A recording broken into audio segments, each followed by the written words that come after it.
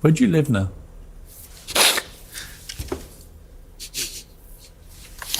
Well, it's funny you asked that question. Imagine filming a starring role for a movie, only to find out all of your scenes have been cut from it. That's exactly what happened to Kevin Spacey. So in late 2017, Hollywood was basically on fire. Not literally, but emotionally, socially, and culturally. Everything was erupting. The Me Too movement is sweeping across the industry like a wrecking ball, and suddenly, every powerful figure who thought they were untouchable is being dragged into the light. I think this is exactly why women don't come forward. Studios are scrambling, PR teams are sweating, and at this point it feels like nobody's safe. Now at the same time, Ridley Scott, the director behind Gladiator and Alien, was wrapping up shooting his newest movie, All the Money in the World. It's a very tense crime drama based on the real-life kidnapping of John Paul Getty III, the grandson of billionaire oil tycoon J. Paul Getty. Now the film had a star-studded cast and cost about $40 million to make. Kevin Spacey's in the movie, Michelle Williams, Christopher Plummer, and Mark Wahlberg, just to name a few actors, with Kevin Spacey playing the elder Getty. The movie finishes filming around August, and everybody's getting ready for the big release around December. The marketing team is gearing up, the actors are doing interviews for the movie, and it just so happens award season is around the corner. But just when it seemed all the stars were aligning for this movie, out of nowhere disaster struck. It's the end of October, and news about Kevin Spacey sends shockwaves throughout Hollywood, prompting immediate repercussions across Spacey's professional entanglements. As it turns out, Anthony Rapp, best known for his role in the original Broadway cast of Rent, drops a bombshell in a BuzzFeed article saying Kevin Spacey made sexual advances on him back in the 80s when he was only 14 years old. The exact incident happened at a party in 1986, which made Kevin Spacey 27 years old. Rapp, who grew up in Joliet, tells BuzzFeed that in 1986, when they were performing on Broadway, Spacey invited him to his home. So, on the same day that Rapp's allegations became public, Kevin Spacey went on Twitter to defend himself, saying the following: "I have a lot of respect and admiration for Anthony Rapp as an actor. I am beyond horrified to hear his story. I honestly don't remember the encounter. It would have been over 30 years ago. But if I did behave then as he describes, I owe him the sincerest apology for what would have been deeply inappropriate drunken behavior. And I'm sorry for the feelings he describes having carried with him all these years." Now at this point in the tweet, this sounds like a very sincere apology. But wait, there is more. In the same tweet he goes, "This story has encouraged me to address other things about my life. I know that there are stories out there about me, and some are fueled by the fact that I have been so protective of my privacy. As those closest to me know, in my life I have had relationships with both men and women. I have loved and had romantic encounters with men throughout my life, and I choose now to live as a gay man. I want to deal with this honestly and openly, and that starts with examining my own behavior." So when this announcement comes out from Kevin Spacey, people are going, "You're not going to use coming out to dodge accountability." Celebrities then get involved. Wanda Sykes is like, "No, no, no, no, no. You don't get to choose to hide under the rainbow." Piers Morgan says, "This is not about you being gay, Mr. Spacey.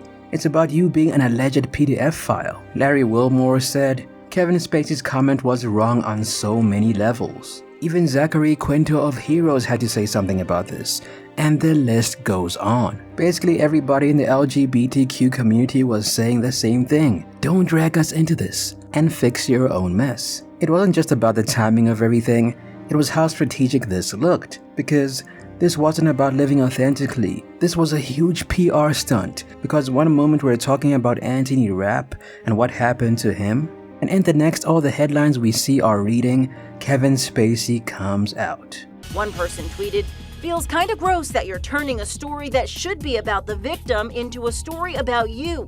Now the good thing is, people saw right through it. It came off like he was trying to reposition himself as some misunderstood gay man, and that only made the backlash worse because it turned out what could have been an apology turned into straight up manipulation. Now imagine you're Ridley Scott, you're chilling with a glass of wine when all of a sudden you get a text that says, "We have a big problem. Kevin Spacey just ruined our movie." So Ridley's going, Oh no, what are we gonna do? We are screwed. Right? We are so screwed.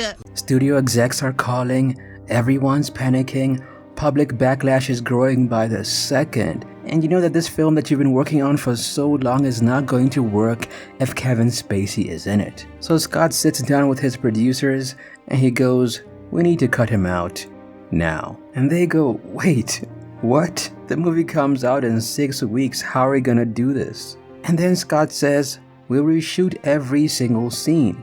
We'll replace him. I don't care how much it costs. I'm not going down with this ship." So now the producers are going, who are we gonna get to play Getty now? And Ridley doesn't even blink an eye, and he says, "Get me Christopher Plummer." And you know what the crazy thing is? Plummer was actually Ridley's first choice for Getty. And that's before the studios said, we need to get a bigger actor for this role. So they went with Spacey because, well, Spacey was A-list, Oscar winning, and they assumed Kevin Spacey would bring them more money in the long run. Boy, were they wrong. But this is where things get even crazier. They've only got 6 weeks for reshoots because the release date is already set. So at this point the studio is going, maybe we should push this film back, maybe wait for this to blow over, but Ridley Scott says nope, we're gonna hit the deadline no matter what. So they call up Mark Wahlberg and Michelle Williams, two of the film's leads, and basically go, "Hey, remember that movie you finished filming a while ago? We're gonna do that again, like now." Mark Wahlberg goes, "Wait, are you serious?" And Michelle's like, "I'm in, let's do it." So they shoot for about 9 days, 9 days of intense, surgically precise reshoots with Christopher Plummer stepping in and completely taking over the role. They also digitally erase Spacey from every frame, and it's like he was never there. At this point, editors are working overtime, and everybody's operating on coffee and adrenaline, but this has to be done, and by the end of November, the film is finally wrapped. So, this new version of All the Money in the World premieres just in time for awards season on December 25th. And everybody is stunned. Everybody's going, how did they pull this off? And as a testament to how good Ridley Scott is, the film actually gets nominated for 3 Golden Globes. And Plummer, the actor who replaced Kevin Spacey, he lands an Oscar nomination at 88 years old. So Ridley Scott was able to save the movie. It costed about $10 million to do the reshoots, bringing the total budget to around $50 million. And according to box office numbers, this movie made about $58 million.